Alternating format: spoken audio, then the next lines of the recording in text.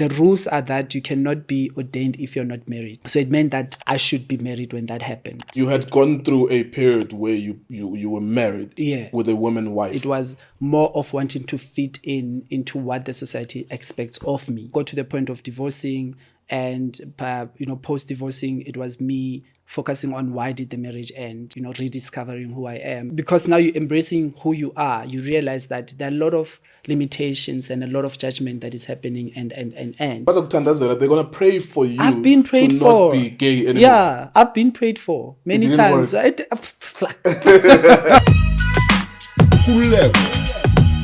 on Cultr.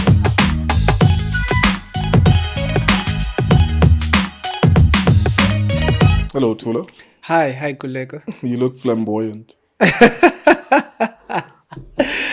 Oh, the last time you saw me, I did not have hair, right? Yeah. What inspired this look? I love hair. I love big hair. I love long hair. I love curly hair. So, yeah. I got to a point of saying, why not get it? The one thing I've learned from you, ladies and gentlemen, this is Tholo Motaung. He owns Opulence Radio, amongst a lot of other things that he does in media. We did podcasts together last year, if you still remember, as well. So he's doing a new show. We'll talk about that at some point in this conversation as well. But I've always been curious about your choice of hair because you had dreadlocks. And I said to you, I've never seen someone with no dreadlocks yesterday and then long dreadlocks tomorrow. I found that very fascinating. So you love hair, as you say. I do. What inspires that? I don't know. I just love it. I don't know. It probably just because it feels good to have long hair, to play with it. How long do you usually keep your hairstyles?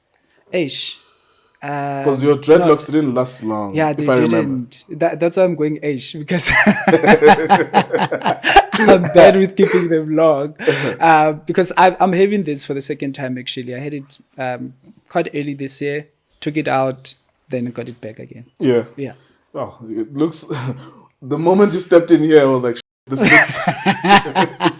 it looks spectacular. Yeah. It looks like... Was it always like that, though? Like, when you were younger, like, did you... prefer a cut, or were you always like, I would love to have braids and stuff like that? I've always loved long hair when I was young. Though I think when I was really young, like in the primary school kind of level, that's when because your parents take care of you, so I used to cut my hair. Then when I moved to high school, that's when I realized that I love long hair. So during holidays, I'll have long hair. When you go back to school, you have to cut it because then, the rules and everything. What is that? Is that a frontal? I don't know anything about that. Is that a frontal? What is that? This is not a wig, actually. It's just a hair extension. It gets clipped on your hair. Yeah. I can see where your hair starts. Yeah. What's a frontal? A frontal is a wig. So a frontal is a wig. Yeah. The way that I understood wigs when I was a kid is that a wig is something that's already done. Yeah. You just wear it. Correct. Right? Okay. That's what it is. Okay. Yeah. But that's a weave. That's weave. You weave into your own hair. Uh-huh. Okay, cool. Do you ever wear boots like stilettos? I think you've worn. I do, yeah. I've a lot. Seen you. Yeah, I do. A lot. I love them. I've always loved them. Actually, my high school friend was saying to me when I launched the show we're going to talk about later, because I was wearing high-heeled shoes. It's like, you still wear them? I was like, yeah. So they could remember from high school that I used to. Can you run in them? Yeah, you can. It depends how long are they. So it's like 12 centimeters. You can't really run, but your 8 centimeters, definitely. Well, I used to watch a cartoon. They say that if you are a former prostitute if you can run in high heels. Because those are the people that get in situations where they have to run away from people. Yeah. And they are professionals at running in high heels. But also if you've worn them for quite some time, you get used to them. So you can actually run with them. So you're a professional in wearing heels. There's a lot of things that I learned from being around you. But sometimes I wouldn't ask you. Yeah. And you wouldn't notice that I'm learning them. Yeah. The idea of being comfortable in the way that you look, for example, and I said this with Nkululeko Nkewu, a good friend of mine, he does a podcast as well. Yeah. He's also a member of the LGBTQ community. Yeah. And he looks clean all the time. And I'm like, yo, Me, my version of being clean, just Yeah. like now, Yeah. I took a shower. That's And being that's clean. it. That's it. And you, from observing you, I'm like, this thing of looking clean appears to be more than just taking a shower. Yeah. How long do you usually stay in front of the mirror, for example? Oof. Long. Look, and I think that's why I'm an early morning person, because then there has to be that time, you know, Yeah. that you focus on getting What's things. long though? Like, give us an idea. I need an hour, man. Like, I can take a 10 minutes shower, but the other time is You never leave your house without at least preparing yourself. No, I don't. Other than, of course, preparing yourself for everyone else is Yeah. like take a shower, Vaseline in your Yeah. face or whatever you put in, Yeah. and you're done. Yeah. So you do more than that. It depends where I'm going. But yeah, most of the time it's definitely. How long like- do you stay in front of your mirror, Khokhala? Because I don't wear makeup, so Oh, you always look stunning without it. And she always does. Yeah. Generally speaking, less than 30 minutes in front of the mirror.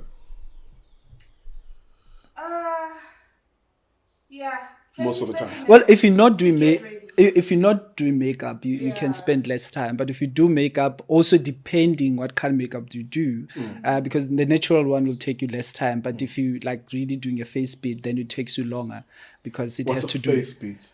So basically, Yeah, you so literally have- having the shades, the eyebrows so done, you've and learned to master that as well. Like I've by yourself. gone for a workshop to do that well.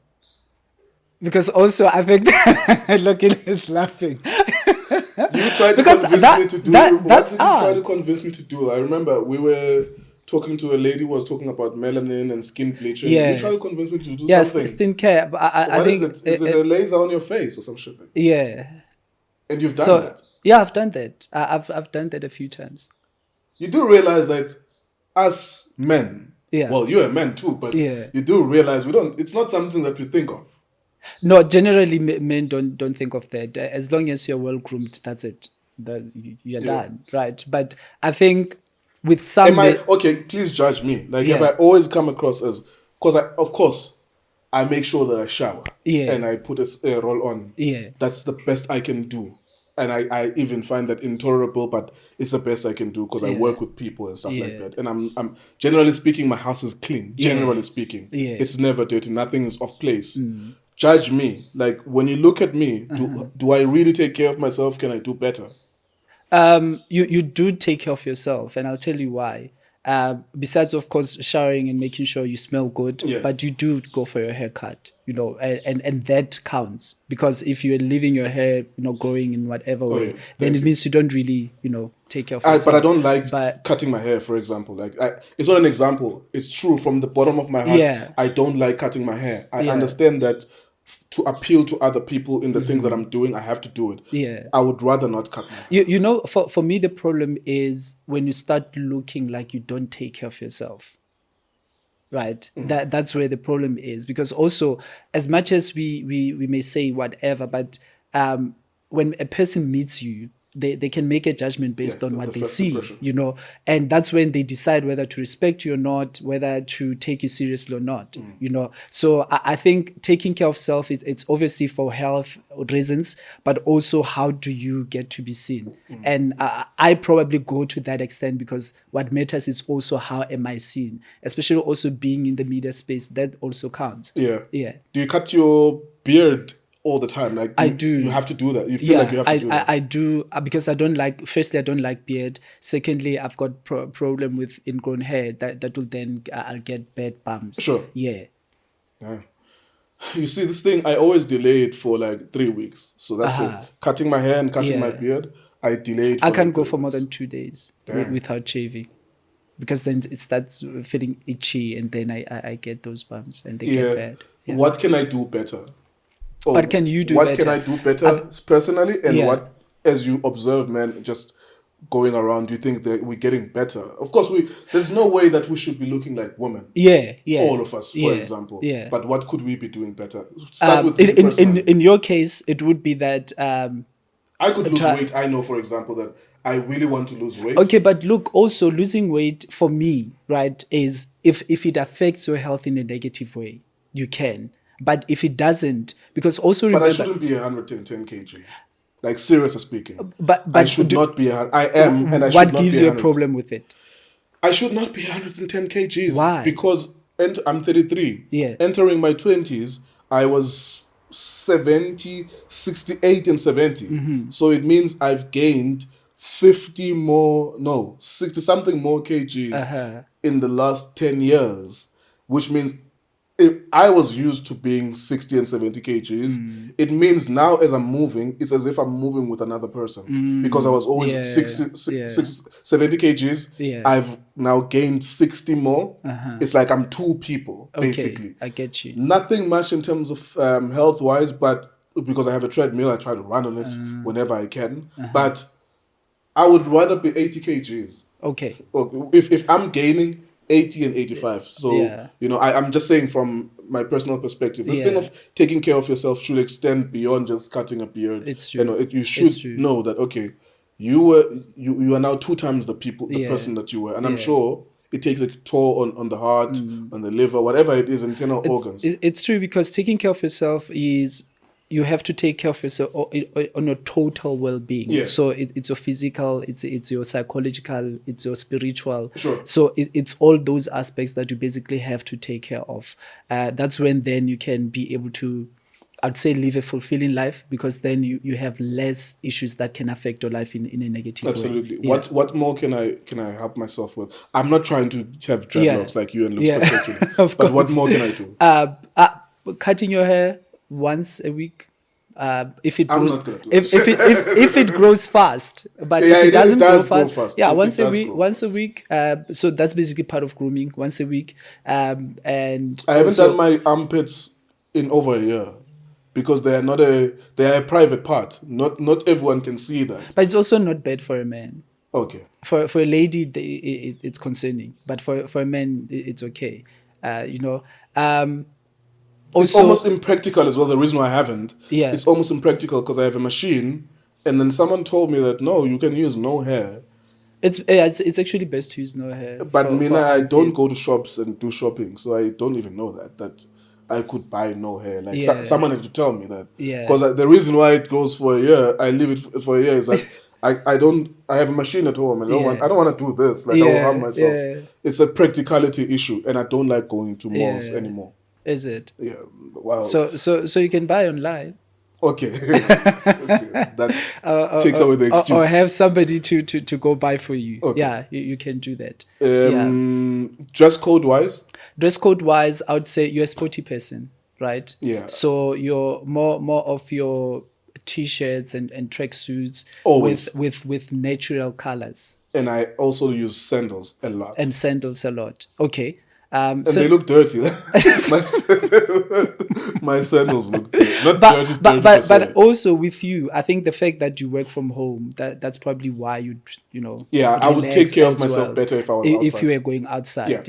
Yeah. What can men do better as you observe them? You are a man, Yeah. but you take better care of yourself better than most of us. Yeah. Mm-hmm. As you move around, driving around, going to events, what do you see that is noticeable? Should we cut our hair more?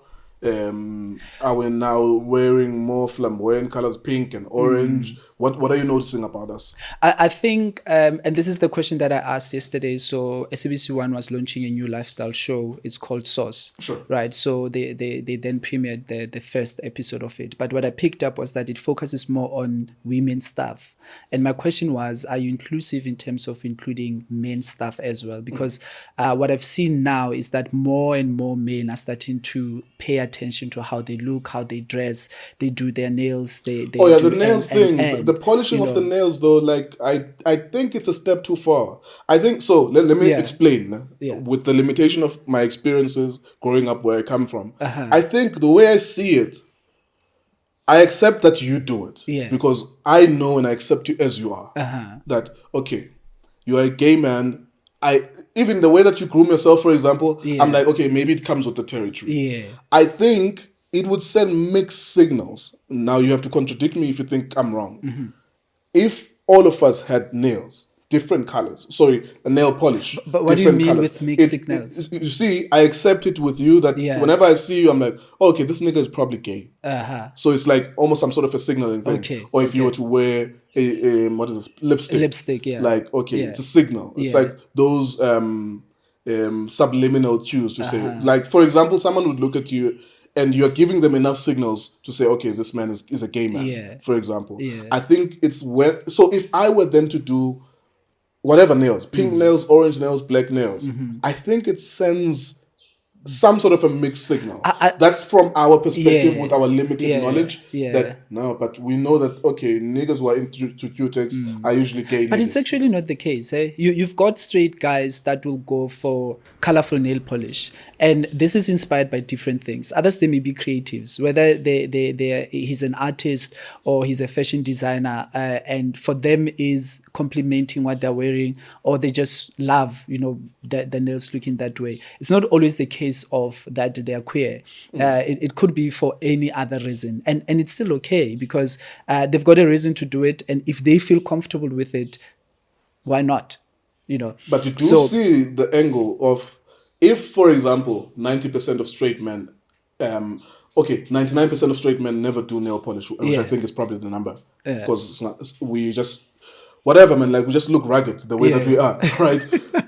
If suddenly a number of us, maybe 5% of us, start colorful nail polish, I do think that when you walk around the Alex, Soweto, Khayelitsha, Tegwini, it's sort of like a signal that you are also. But you said it quite correctly earlier that it's a perception. Yes, that we generally have. Yes, because right? Whenever I see someone with nails, Yeah. I don't automatically think he's a gay man. Yeah. But I do see how someone else can see that. Yeah, no, definitely. But also you're using the right way to say it might signal, right? Yes, because that's what people would actually think. But I think also a lot of straight men that does nails, they don't do color. They do colorless. So they either buff, which is just to brush it, or then do a colorless one. Can I give you an example? Yeah. When I look at Vusinova, whether he's taking care of himself, with the nails, I think I've seen with him because I love music. I've noticed with him that whether I probably have seen him with nails. I'm like, at what point are you going to tell people that you are a gay man? And then, of course, there's an association with Somism Hlongwa as well. Like, that's an example. I'm not being malicious. I'm saying from what you observe. Perspective, Like, me as an individual, I'm like, okay, I wouldn't be surprised if you just say to people that you are a gay person. You see, so that's the angle from which I approach this. That I'm sure with other men will see him. I don't know, man. Like, there's a look. I can see it in my mind's eye as well. There's a look. There's a type of hairstyle that he had. I don't know whether it's... What do they call this thing? There's a hairstyle that is like curly. The curly one. It looks like a perm. Like yes, a exactly. perm Exactly. That. I don't know whether I saw it in a music video and then the nails. He had it for quite some time. Yeah. What did you think when you look at that? Do you not see the... Oh, okay... queer community, it did not ring any bell to you? Yeah, fair, don't you? You're allowed to say no comment. Okay, look, it does give the signal, but as I said, you do find straight men that does that. You do find straight men that wear high-heeled shoes. You do find straight men that wear skirts. With high heels, for that matter, that apply makeup, but they're straight men. It's just the way of expressing themselves. It's just the way or how they love it. But like you say, generally, the what we are used to also is that a man will not come with colorful nails, but they'd rather go as far as black, right? And it ends there. Shout out to Vusinova. His Amapiano name is Snova. Yeah. So if you're a gay man out there, give us a signal. Julius Malem was. But I think other people don't have to say it. Like you can just tell. Of course. Definitely. What I found with makeup when I started doing TV stuff is that I don't like it.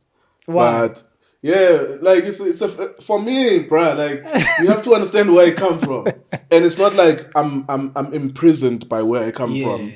It's that I'm unaccustomed to a lot of the. I would say to the makeup lady, whether I'm doing like Newsroom Africa on TV or whatever, the morning show on ETV, I'll be like, this shit is uncomfortable.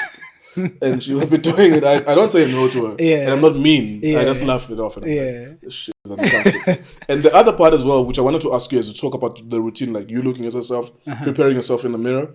There's the part where you have to take that shit off before you Yeah, go to you bed. can't I sleep don't with like makeup. that too. That's why I don't like the makeup in the first place, because I would rather just go to bed. Yeah. And sometimes I would forget it, Yeah. and I would see it on my pillows as well. Yeah. So is that a difficult thing? What's the right way to do it when you wash it off before you go to sleep? You have to use a makeup remover, or Ah. you can use a face wash, but the one that can remove makeup, because it's a big thick. I mean, I used to just So- go to my sink and Yeah. water. Yeah, but then you probably need to Konje, you cleanse, and you also what's the other thing? Toner. Yeah, you use toner as well, because it clogs your face pores, and you've got beautiful skin because you drink a lot of water. That's what I think. But you've got beautiful skin, so now obviously your pores are open. Right, when you apply makeup and you don't remove it in a correct way, it clogs your pores. Then you end up having pimples. You end up having skin that looks otherwise. This thing looks So it tedious. should breathe. It looks tedious. It looks tedious, but once you start doing it, you get used to it. Imagine- Also, I think when you understand the benefits of doing it, Yeah. you don't do it. I mean, What happened I'll when get you home. do the laser? What happened when you did the laser? What's the benefit of the laser? So it's basically that if you have blemishes, they get removed. The dead skin also gets removed. So it sort of like brings the fresh skin out. There are no That long term negative effects. Because I remember you wanted us to do it as Yeah. a team at the Yeah, time, and I was like, yeah. nah, I don't want to do that.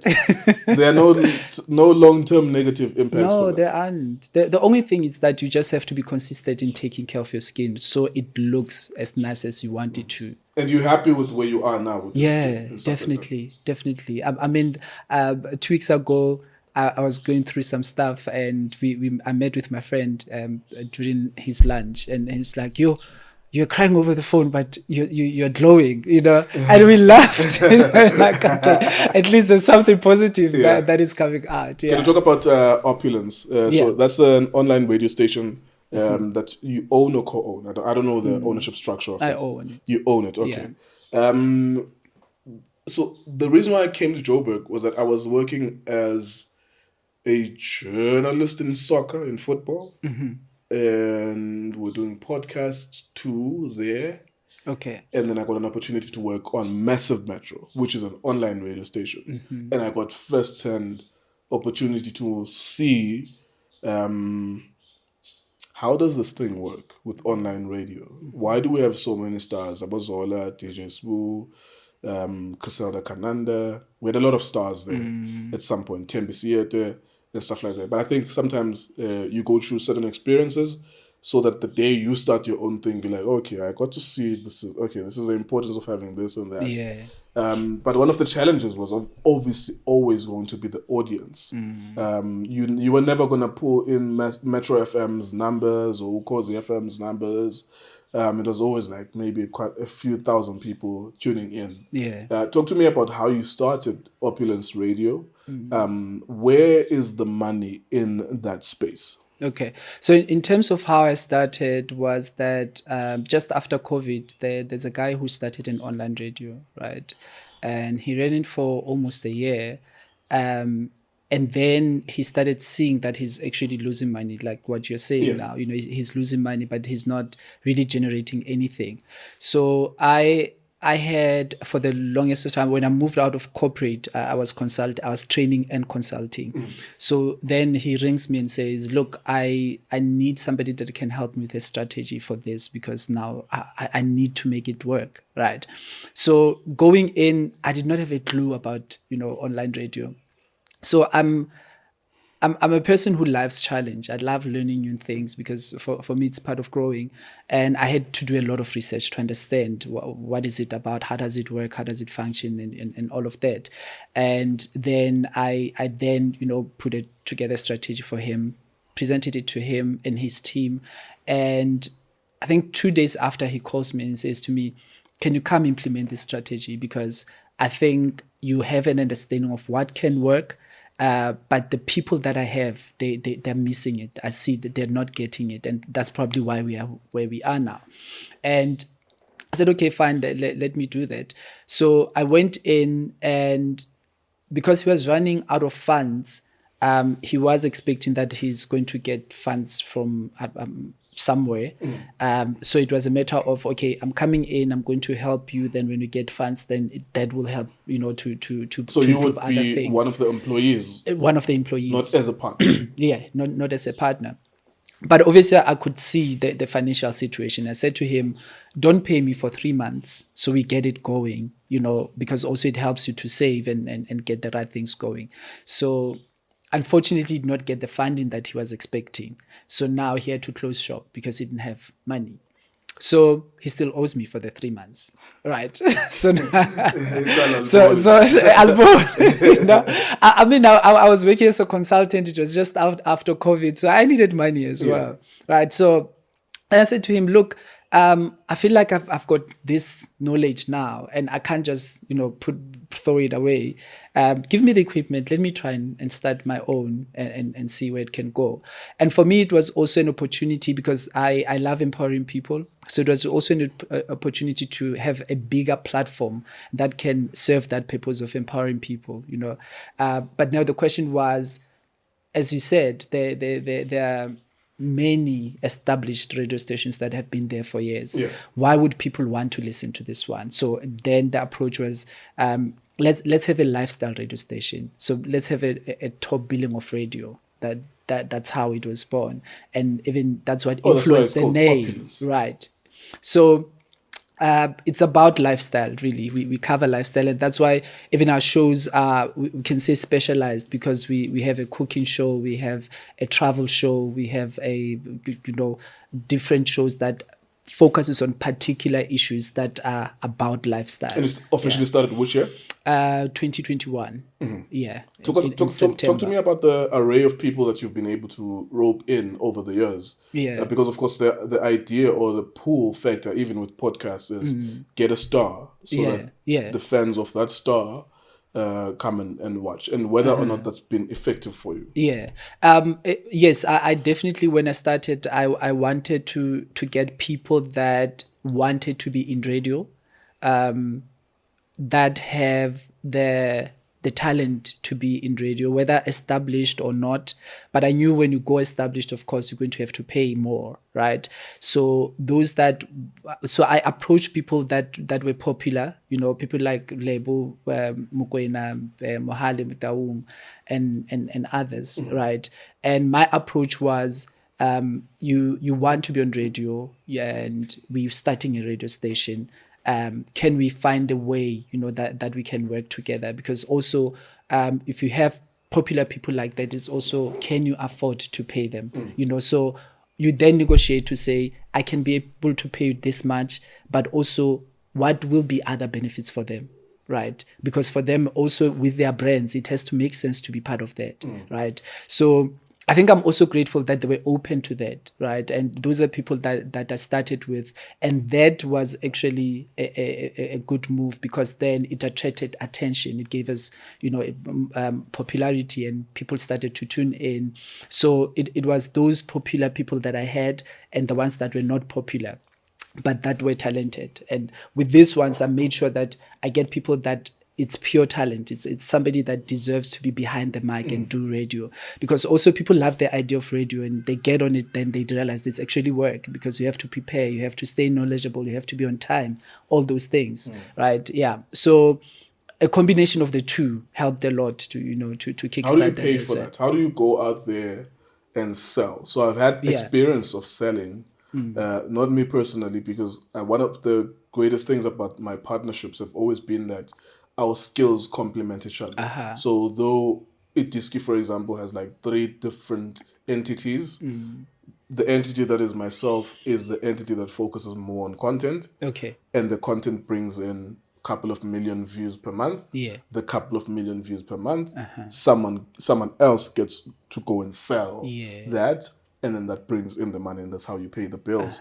So with the challenges of the audience number, how have you been able to sell, to get advertisers to buy into this? It's been very challenging. It's been very challenging, I must say, because obviously when you approach a brand, the first thing is tell us about the numbers, right?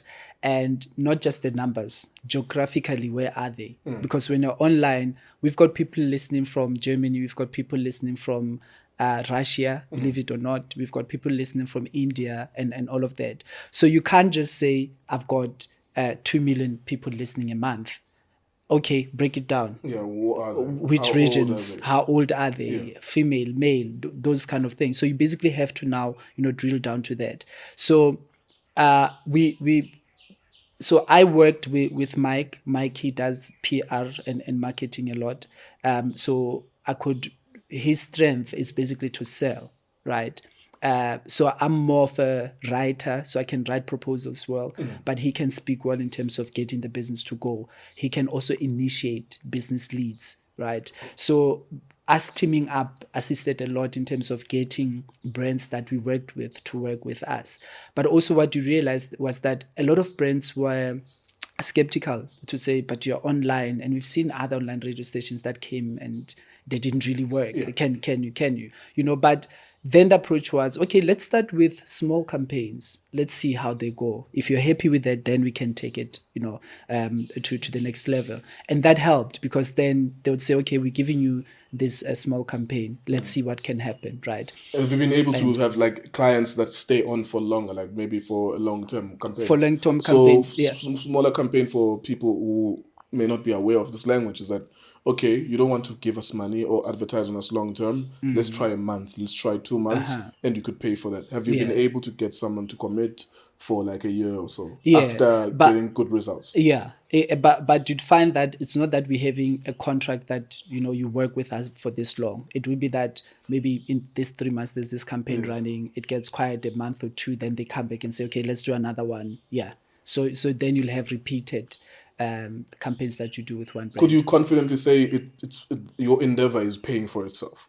At this Yes, point? at this point, yes, because I've just in September we're celebrating 2 years. Sure. Right. Well done. Congratulations. So, thank you. And I think you then look at the journey, like where you started and how you've grown, and how PR companies would want to work with you as well for their clients, right? Because they have to get the right platforms for their clients. So the fact that they have confidence that they can work with you, and I've had others from since we started, so those are some of the indicators that you are making progress. Of course, not as fast as one would want it to go, but you see that there's progress, and that in the long run, it will pay off much more than it's paying off at the moment. And so you happy that 2 years later, this thing is starting to pay for itself, and you're confident that you'll be able to push for the next 3, 4, 5 years? Definitely, because also I think like any other business, you have to make sure, but not like any other, because media is more fast-paced, is more dynamic, and you can't stay stagnant. Unfortunately, with the media business as well, sorry to cut you, is that there is no certainty about what will happen in 6 months' time. So, for example, even with us, we have commitments from, currently we have with Itiski, we have, obviously World Sports Betting is our long-term partner. Okay. They've become a business partner even. We've worked with them for 3-4 years now, which is great for us. They pay our bills majority of the time. At the moment, we have them, plus we have Toyota, which is a 12-month contract, and then we have Carling Black Label. There's a knockout tournament that's playing at the moment. It's a 3-month commitment with them. I say that to say, the moment that those are not there, it could be in 12 months, and we struggle to get more. It means we are staring at the possibility that we're not going to be able to pay people, and therefore it's possible that we couldn't shoot. Just to the point that media is not just any other business. You can't know in 2 years' time whether or not you're going to be there. Of course, based on what's currently happening, you're confident and you're hopeful that you in 2 years' time will still be running. But to the people out there who don't understand these things, we are only as good as we are able to pay our bills and produce the content for the people. It's definitely the case. So I would say the confidence comes from a point of now the experience has taught me that you always have to be creative. You always have to make sure that your ears are on the ground. You always look for opportunities that can make you stand out, that can draw the right numbers for you, right? Because as you rightfully say, that things can turn in any way. We've had in the past year circumstances where now I had to adjust. We had to cut other live shows, right? Because we could not That happens afford, too. right? And mainly for us was because of the impact of load shedding. Because as much as we can stream 24 hours, but for a person that is listening somewhere and they've got load shedding, apologies, that they've got load shedding, now they can't connect. So it affects your stats, right? Absolutely. And you can't go out and lie and say, these are my numbers, when it's actually not. Because in some way, brands will find out that Yeah. you're actually not telling One the way or truth. the other, One they'll way or find the other. And you don't want to compromise the integrity as well. So then it was a matter of, do we close shop? Do we adjust? What is it that we do? And if we adjust, how do we turn things around that we keep working and then we can, go up again? How stressful is that feeling? Because I've had it. Sure. The feeling of having to decide whether or not you want to close. Yeah, it's quite stressful.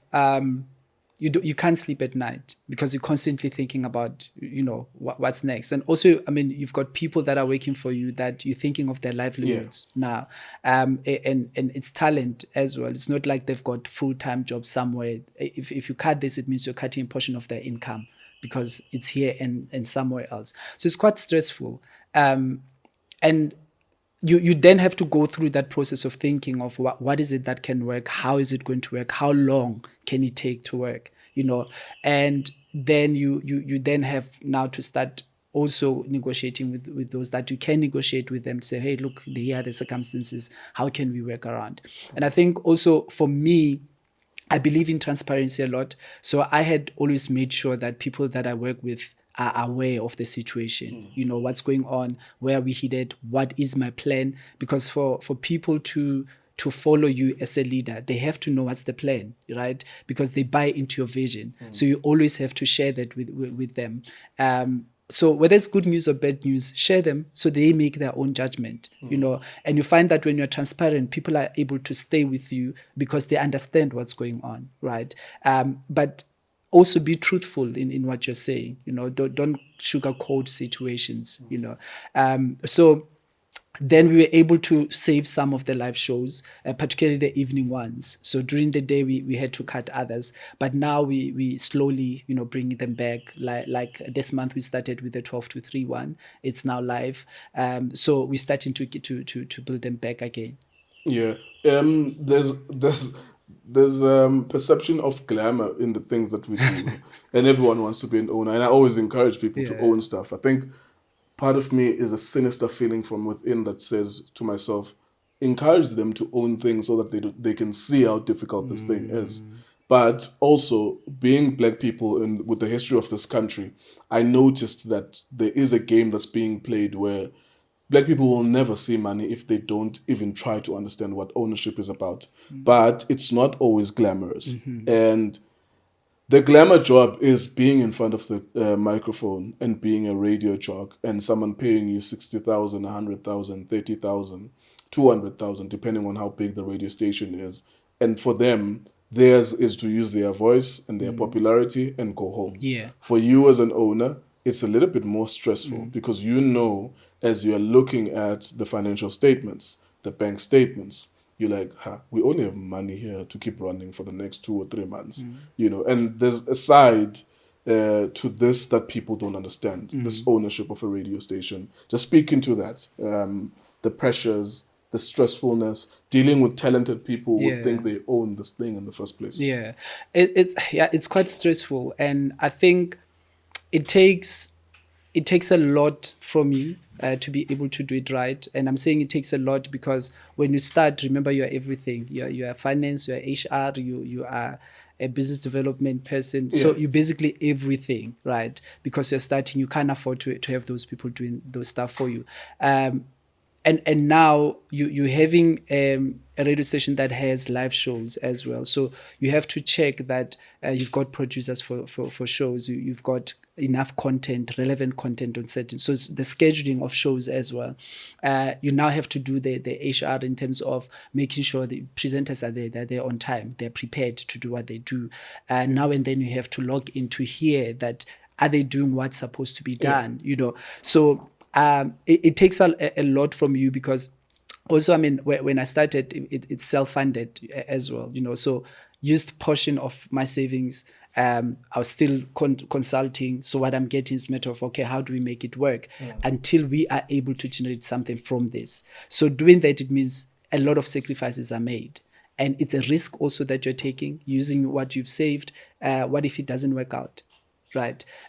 So those are sacrifices that have to be made, long hours as well, because I had to make sure that, 6 o'clock every morning, in fact, by 5:30, the studio is ready, that when, presenters come in for a breakfast show, everything is set. They don't have to be worrying about what to do and all of that.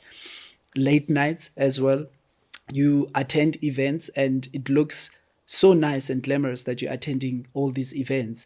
But really, for me, the purpose is either I'm going to be able to establish some kind of a business connection, or I'm getting content for that, right? And to an extent that at some point I got burnout. That definitely happens. And I was not even aware that I'm getting, to that level, because I was literally working 7 days, right? Because weekends it's events, and because it's events, to you it doesn't really register as work, but you get there, you're establishing, relationships with people, and from there you have to write proposals. It's actually work, So it takes a lot from there. Then you have talent as well that you're working with, as you rightfully say, that they've got their own personalities. Others are difficult to deal with. Others needs they just need direction. So also your management style counts for you to be able to understand the personalities that you work with and how to manage them.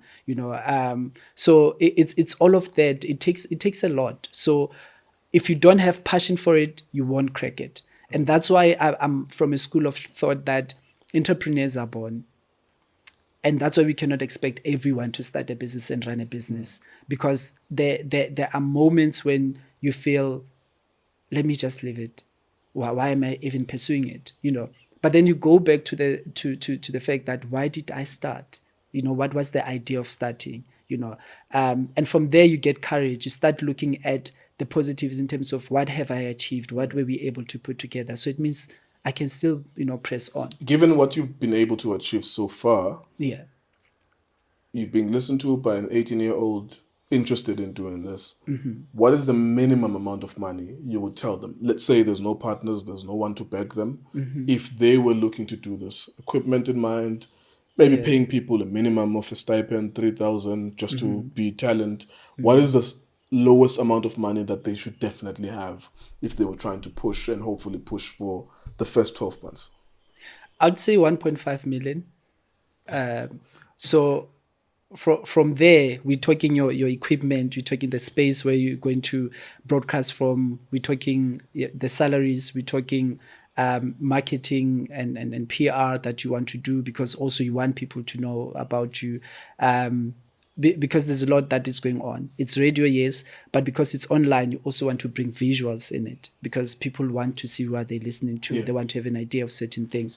So from there, you can then see, how do you build up with what you have to take it further.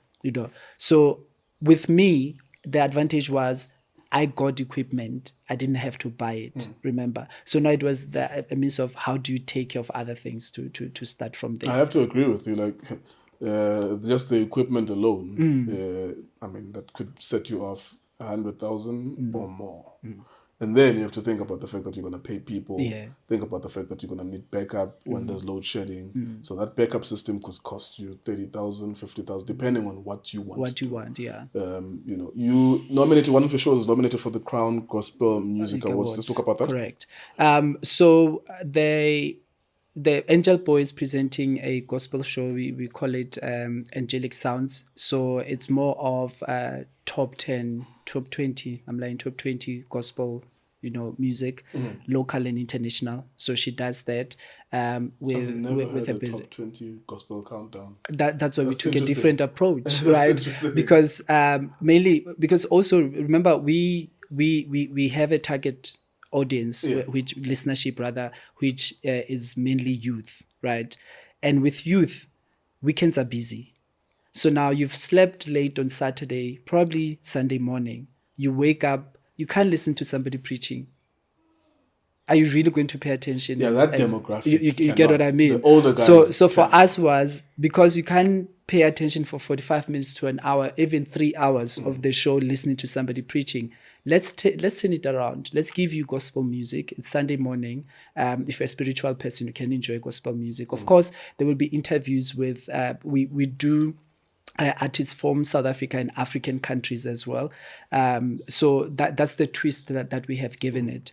And with that, then we got nominated for the Crown Gospel Music Nice one. Awards, Nice which for us is the second nomination, because for Basadi Music Awards, Lebo was her show was also nominated. Nice one. Yeah. And you feel like those, like, I see it now, like with those kind of nominations, okay, Opulence Radio, and then another one, Yeah. Opulence Radio. That's also another way of increasing your visibility. It does, because also you check in that category, who else are you nominated Yeah. with? Lebo was nominated, Bolerato Khanyago, I forgot her name. I forgot her name. But it's people that are High profile experienced radio people. broadcasters. Yeah. They've been on radio. They've got a large followership. So when you get those, it then tells you that, okay, we're moving in the right direction. Yeah. Absolutely. Well done, man. Thank you. When you told me about the show that you want to do on YouTube, I was a bit confused. So Yeah. not YouTube, actually. You see, Online. that's the continuation of the confusion. I was like, you want to do a show Yeah. for gay people? Yeah. What show? Let's talk about that. Like, what's the show? And where will it exist? And is it specifically for the LGBTQI community? Stuff like that. Okay, so the show, we've named it The Real Queer Talk, right? Because it gets confusing sometimes. You go LGBTQI plus A plus... Yeah, it's a lot of alphabets. It's a lot of alphabets. So to make it easy, it was just, let's say queer, because the name queer would then cover all those. So, and why we called it The Real Queer Talk, it's because the show focuses on queer issues, right? From health to relationships to business to wellness, everything basically. And the idea was that we have a show where queer people will come on the show. We get to interview them, and they talk about their lived experiences. Many a times you find that in media, when you invited me here, you'd find another person that would be having a different view of what being gay should be or should not be, that kind of thing, which our voices are not heard in that way, because I'd say it is for and against when you do that. We've never been given an opportunity where we express who we are and our lived experiences and celebrate also the good things that we do. And this show basically brings that platform to do that. A real queer talk. The Real Queer Talk. Yeah, and you wanted it to be an online, because I thought maybe Yes. you got a deal. Before I opened the stuff that you sent me, I was like, maybe you got a deal so that it can be on SABC One or something like that. Now, you'll be on online. Online, yeah. We'll be online. It's on Dreamstream. So you can either, get it on the website, it's Dreamstream, or you can even download the app. It's called Dreamstream. So you can actually get it there. Yeah, and that's your endeavor, or you have like a bunch of people also working behind the scenes and stuff. Yeah. And you'll be the presenter of it. I was actually approached by Dreamstream to say we want to have content, right? Okay. And as a queer person, can you do a queer show? So then they gave me an opportunity in terms of how do we then conceptualize it and make sure that when it goes out, people can be interested. And for me, more than anything, I've always had the thing that society is not educated about who we are. Society judges us based on what they think they know or what they think we're supposed to be, right? And this is informed by a lot of things, So for me, it was... For me, it was that we need to have a show that the queer community will have to have an opportunity to talk about their issues, but in the same breath, society get to learn what the queer community is about, because then in that way they can make informed comments if they have to comment, or judgments Well, if they people are have to already judge. commenting about your You hair. know, You can rest assured that people are already commenting about your hair. For me, I've always found it fascinating that there's different types of gay people. true. Even just the G part. Yeah. There's different types of gay people who choose to express their gayness differently. And I said this with Lungela when I had this conversation, that, for example, there is a reserved gay man who looks like me, for example. We say and- straight looking. Yeah, straight look. Yeah. I don't know the language to Yeah, use. it's fine. And I may be more comfortable. Well, it's factual that straight men will be more comfortable with the one that looks like them. Yeah. And then there's a gay man who is more feminine in their expression.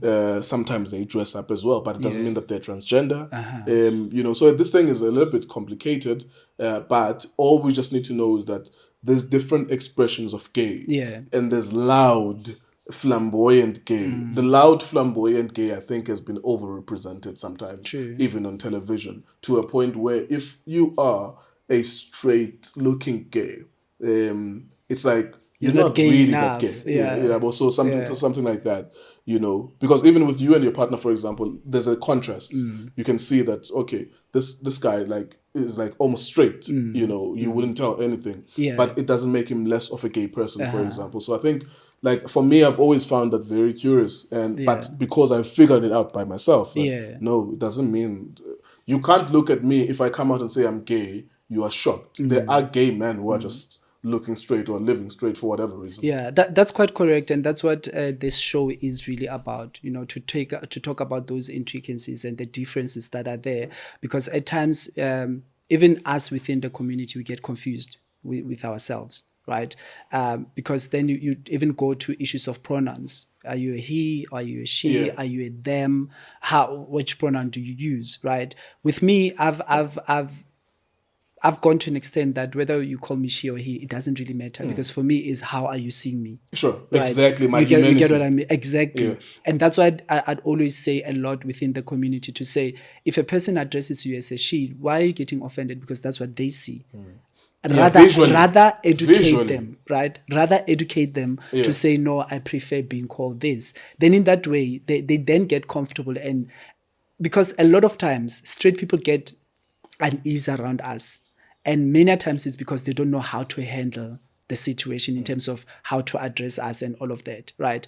I've had straight friends for the most part of my life that have gone through different phases of my life with me, without being worried that they'll be judged, being around me, or anything. And for me, I realized that it's because I was able to explain everything to them. They'll ask me a question. So what happens when this happens? Then I'll explain. Because for me is when they are educated and they've got the understanding of who I am, it's easy for them to deal with me, right?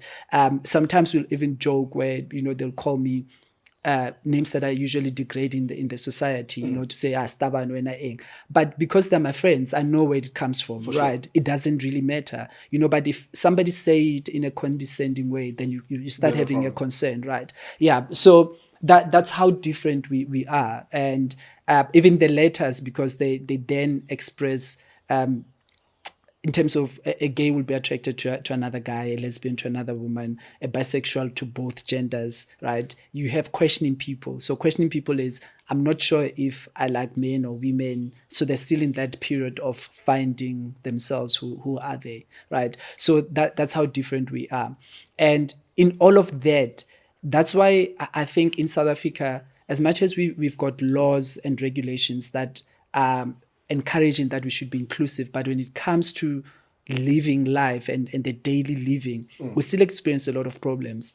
As it is, I choose in public spaces to use disabled people's toilets, because I go to the ladies, they're like, you go to the guys and like overtlankam kind of thing, right? So because you now want to deal with all of that, you'd rather go to a neutral one.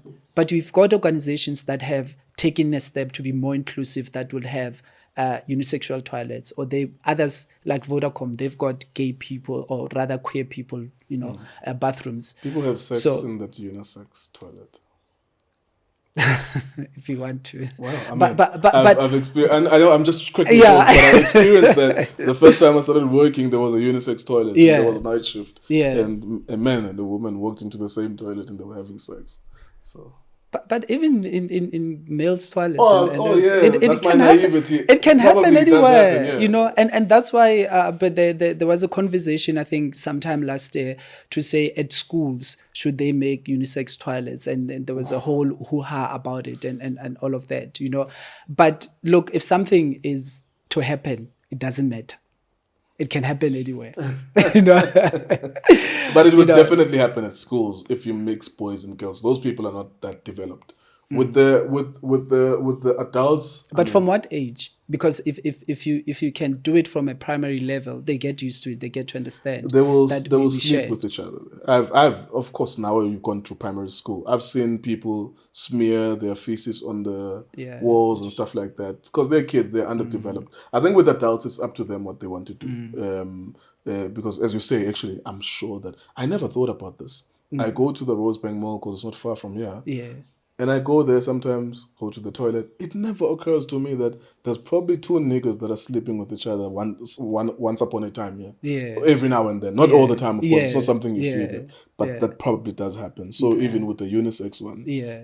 as I perceive it, that in my mind, my limitation is that it would only happen there. But Yeah. I don't know, with the women, do you think women would in the toilet as would. they are now? They would. Look, it's all about your desire and how far you can. We've had shocking stories. Yeah. A human being is capable of anything. Yeah. It's just a matter of what is it that you want to do and what is it that you don't want to do. Okay. Everything is eye-opening. So really, for me, this show is basically opening that Sure. platform of empowering and educating. Oh, one thing I and was thinking clarifying about issues. as I was thinking about this conversation was, we are creative people, so you always try to think, Yeah. what's the worst thing that could happen in terms of as I'm limiting this to the queer community? Well, there's gonna be shows for other people too on the same platform.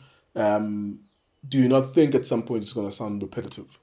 As a creative, because maybe the stories might sound the same. If it, Okay. Or is it gonna be the whole LGBTQI community, not only limited to gays? It's the whole community. Okay. So you see, that's why also the approach was that we can't talk about your gayness all the time. Yes, that's what I'm saying. But it's a matter of like I had different guests because we shot 10 episodes already. So one we spoke about they had a problem with addiction. How did that come about? And their pastor's son who is gay, so they got into addiction. How were they able to overcome that and all of that? The other one is a stylist and a designer and doing very well. So we talked about their success, how as a business person, where did you start? How did it come about that? But these are queer people who So in it's the not just journey someone of their with a lives. sob story. It could be just a gay person can own a business. Yeah. And this is the interview we're and having. and the interview is about how do you make your business work, Then, of course, there will be moments to say, as a queer person, what are the kind of challenges that you come across? Absolutely. Because it plays part in any space that you get in. We've heard about religion as well, and I had two pastors who, one is a pastor at I would say a gay church because the church is basically for queer people. So the other one is in a straight people church. So talking about religion. The church is for queer people. Yeah. Oh, okay. Tell me about that. So there are churches specifically for queer people. Yeah. But so you get there and it functions like your I'd say normal church. Yeah. If to make it simple for everybody to understand, it functions like that. So they have decided to establish that church because many churches are very judgmental.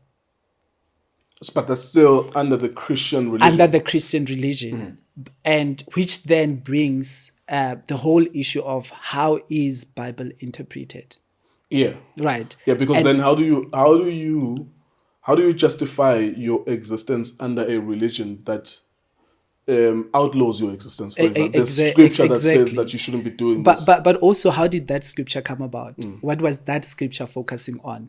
You know, we hear scriptures about Gomorrah and Sodom and Gomorrah. Sodom and Gomorrah. We hear scriptures, different scriptures, but have people gone down to find out where the context and the interpretation thereof, you know, because doing this show also pushed me to do a lot of research, right? And try to also be, not to be in it as a queer person, but try also to find from other people's views how they're looking at things. And you learn a lot of things, and you realize that, and this is what one of the pastors said, that even if an issue is not about queer, people can use certain scriptures to exclude other people. Yeah. You know, so then it goes further than with that. white people, they use the Bible to justify slavery. Exactly. And then with enslaved people, black people, Asians, all over who were enslaved by, they use the same Bible to condemn slavery. Exactly. Because on one part it encourages, and it even openly says that a man and a slave, whatever. Yeah. So it acknowledges the fact that a man or a king should have a slave. And then elsewhere it talks about not having slaves. Exactly. And that's why also in such conversations, we want people to hear from our perspective how we look at things, how we understand things, right? So the church is basically a space where queer people go and fellowship. What has been your relationship with the church, like your personal relationship with the church? Have you had to change churches over time as you grow old, and you're like, I don't think I'm accepted here? Yeah, I had to. So I grew up in a church where, growing up, it was never a problem. It was never an issue. Then then when you get to a certain age, you start serving in church, right? So you are expected also things like, I will not have this long hair. It has to be short hair. I will not, if I wanted to wear earrings, I can't wear them, things like that. I have to dress as how the men in society should be, right? Then you get to a point where 2012, I was ordained to be a pastor in the church. But it was done based on my spiritual gift and having served in the church. But the rules are that you cannot be ordained if you're not married. So it meant that I should be married when that happened, right? And because I was married at the time, but my wife then was not in the same church with me. So it was that, okay, so you had gone through a period where you were married with a woman wife. Yeah. Okay. Right. And so, was that any way linked with your intentions of wanting to become a pastor? No, it wasn't with the intentions. It was more of wanting to fit into what the society expects of me. Right. So that's how I got to be ordained.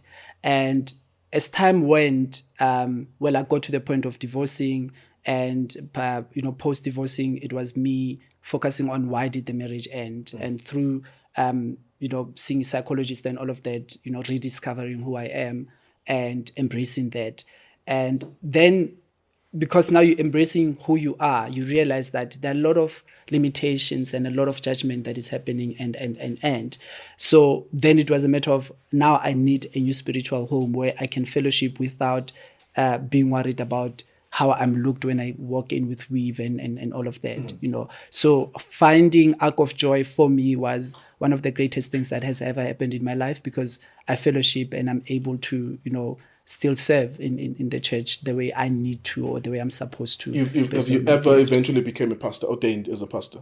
Yes, I was ordained as a pastor, yeah. So because of you were a married man at Yeah, that point. at that Okay. time, yeah. And damn man, that's a very heavy story. But thank you for sharing it.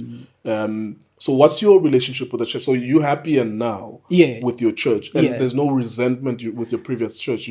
Did you Oof. come to terms with the feelings of, okay, this happened to me, that was what they believed? Yeah. What were your feelings about it, or have you reconciled your feelings with them? Yeah, I at this point I have reconciled my feelings with them, because I think you get to a point of understanding why they did what they did, right, and why they practice the way they practice, right. So, but at that time, I was really upset. I was annoyed. I could I could hardly come to grips with, if we're saying God is love, but we unable to love each other and accept each other for who we are, which at the end God will be the one that judges.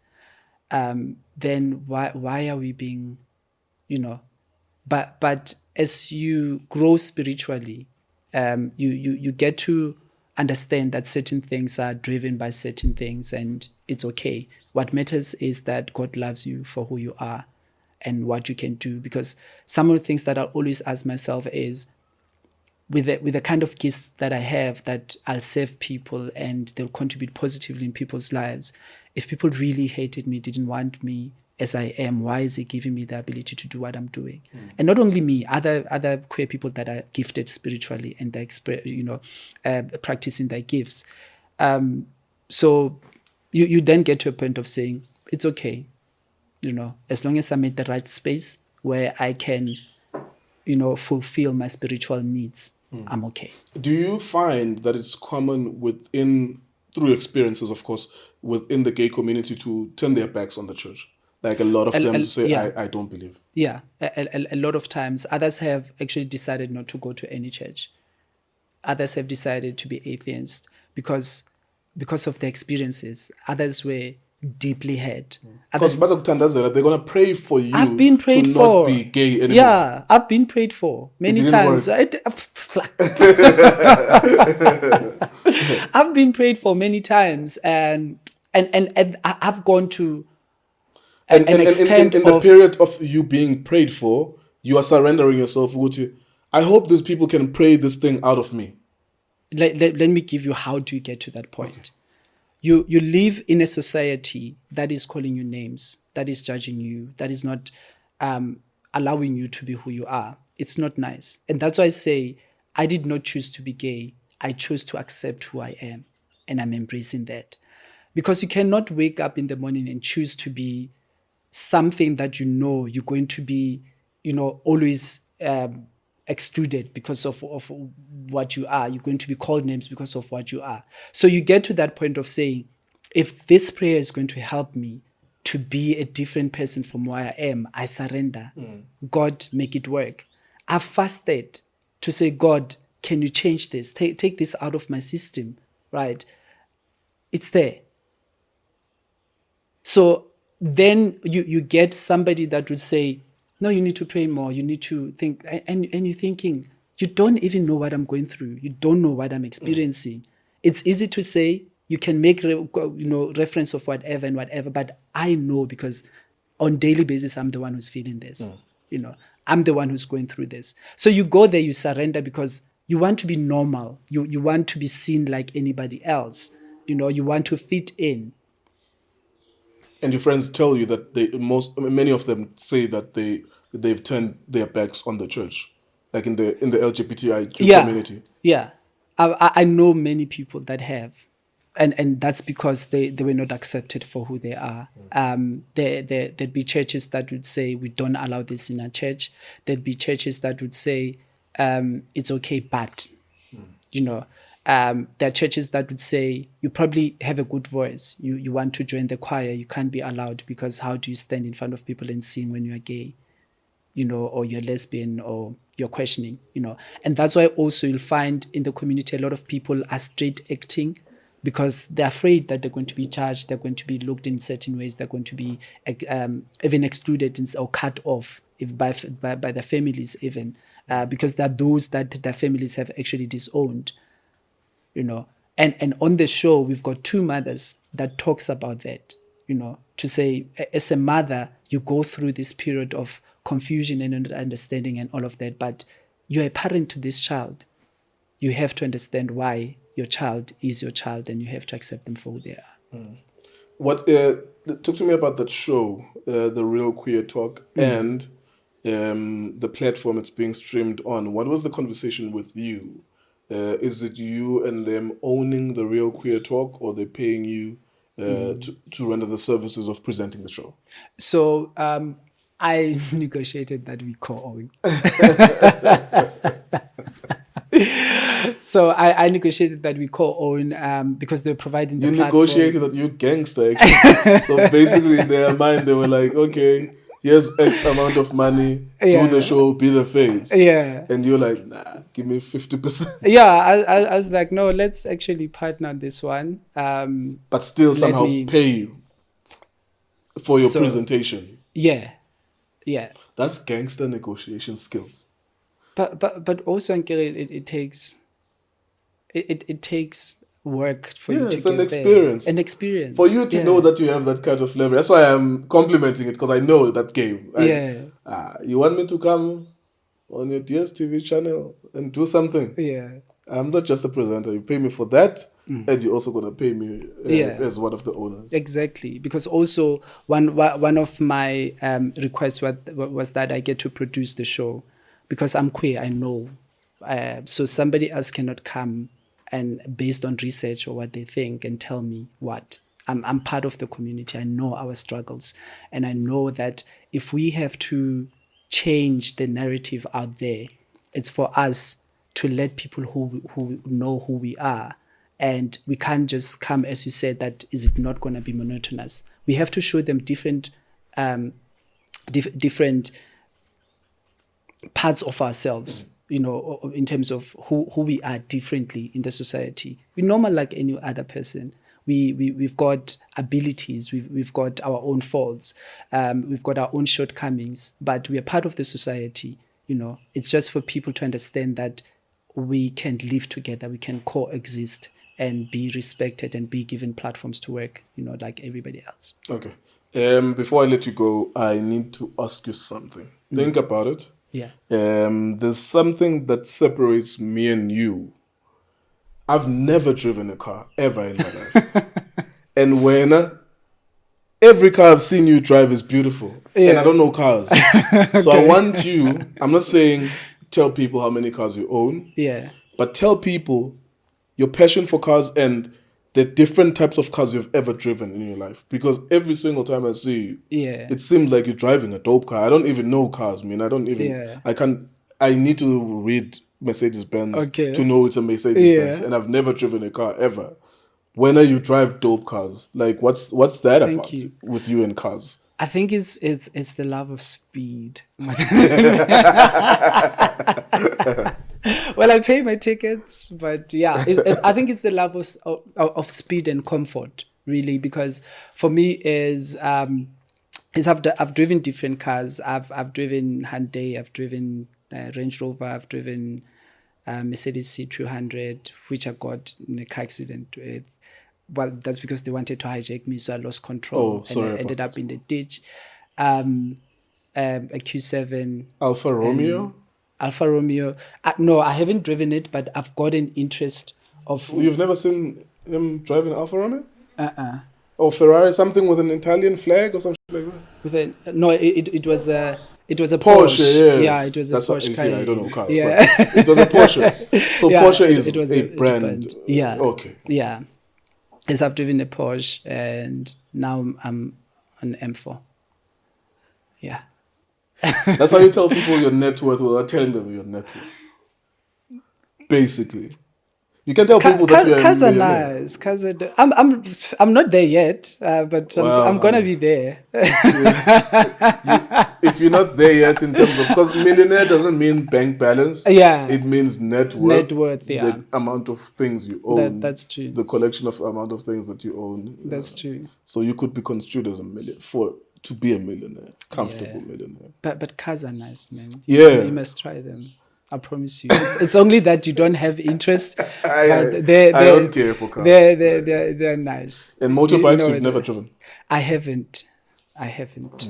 Yeah, but that's the next chapter of my life that That's I'm a going step to too far. explore. What else do you want to own in the horizon, other than the radio station? You see yourself as a TV mogul, perhaps? Like, everyone? Well, not everyone. Sadly, I've come to find out that not everyone has big dreams for themselves. I share it. It's frustrating. Yeah. But there are those of us who are Yeah, dreamers, and true. you are one of them. Yeah. What big dreams do you have for yourself above and beyond the radio station? Do you think you want Yeah. to be a media mogul? That's the intention, really, and the intention of bringing radio and TV together, so they feed into each other. And owning a TV channel and stuff like that? Yeah. From Opulence Radio that we have Opulence TV. Yeah, that's one of the things. And you hire and fire people? I think it can be addicting. It can be, but also you know This okay, boss with- thing of saying, your job is over. yeah, it can be a thing, but I've been so I studied industrial psychology, right? And at some point in my life I was a unionist, right? Believe it or Hard not. to believe now. Believe it or not. I mean, I served on the National Executive Committee of FEDUSA. I've worked with International Labour Organization. So at that level. You were a leftist.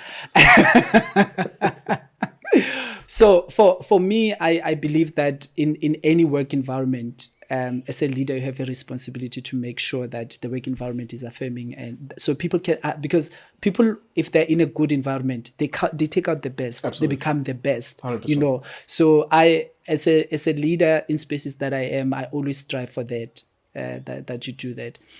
Firing will be the last option because you first have to try to say, okay, Some people love that. they do. They like the idea that as a boss, I look forward to hiring and firing people. But you know how difficult it is. Because it's a God complex that they have. Like in that tiny little moment that you have the ability to change someone's life.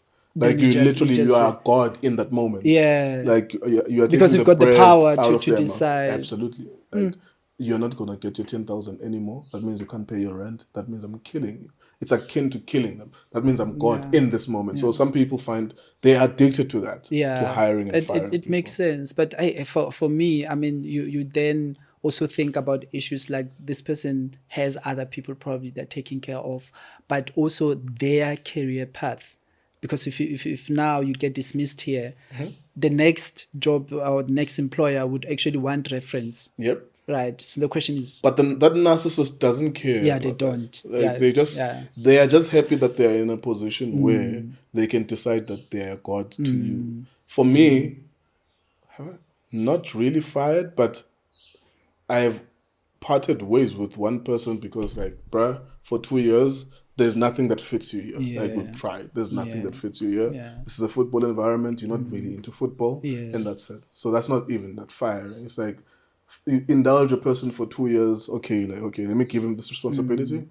6 months. But you see, also the lovely thing is you've given it a period. Yeah, it was right? 2 years. So it was a long time. At that point, it's understandable. It was a long time. Yeah. It's like, do something else. This thing doesn't even trigger your passion. Yeah. Okay, do something else. It's like, it's an ongoing conversation. But I still dreaded it. So I was like, shit, what the hell am I going to do? It was a year too late that I did it, but it's because I know, like, there's no way you can negatively impact someone's life like that. It's a huge responsibility. It is. But some people, they thrive and they Yeah, have been they around don't someone who think twice. fired 20 people within a couple At a of go. months. Oh. Within a couple of months. Sure. Hire you, fire you. Hire you, fire you. Like, That's a within lot. a month, it's like 10 people. Next Yeah. month, another 10 people. So, and those bastards love that. Like, they enjoy it. Like, they get some sort of perverse stimulation. It feeds part of their ego, something. Yeah.